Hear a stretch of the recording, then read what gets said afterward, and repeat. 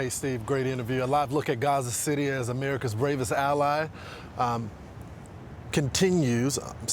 Live look at Gaza. Israeli counterstrikes continue just moments ago.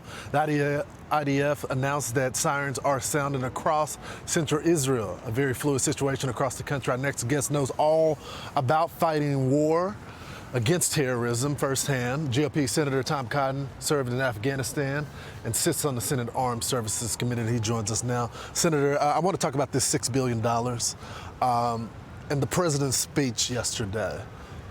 A lot of heart there, so I commend him for that, addressing what's going on in Israel. But he did not address the state's #1 sponsor of terrorism, which is Iran. Yeah, Iran is the world's worst state sponsor of terrorism. Hamas wouldn't exist in the scale and the brutality that it does without Iran's support.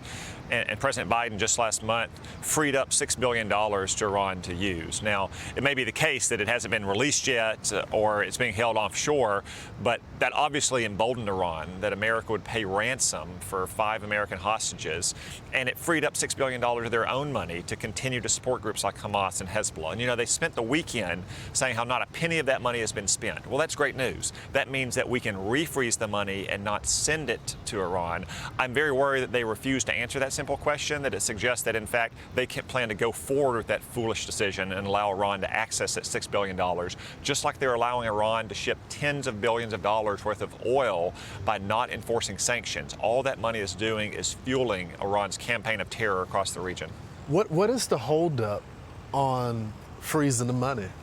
Yeah, I can't imagine why they're refusing to say they're going to freeze it now unless they simply don't want to. They want to continue with the failed Obama-Biden policy of conciliating with Iran, of appeasing Iran, of trying to elevate Iran to achieve some kind of false balance in the Middle East between Iran on the one hand and Israel and its Arab friends on the other hand. What we need right now is strength and resolution. We need to stand by Israel, and we need to make it clear to Iran and Hezbollah and Hamas that we will not tolerate this kind of atrocity that we've seen in Israel.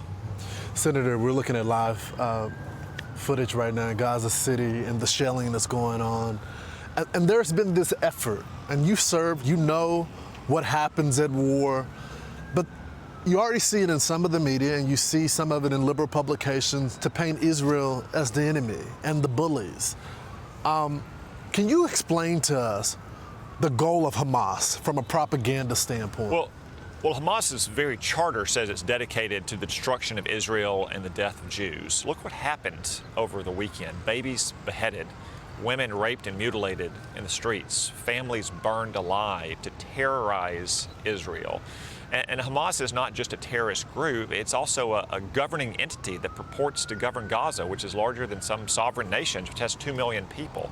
What Israel has to do is what we did to Imperial Japan or Nazi Germany after Pearl Harbor. It has to completely destroy Hamas as a terrorist group, as a governing entity, and as a social movement.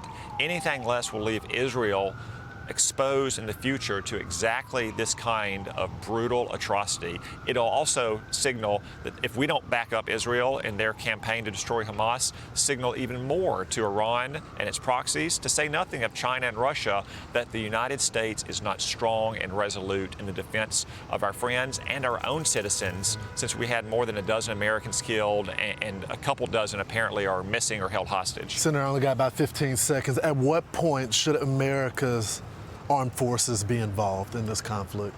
Well, Israel always wants to fight its own wars, but we should provide them every support they need, not just in missiles and rockets and other munitions, but mission planning and intelligence and so forth.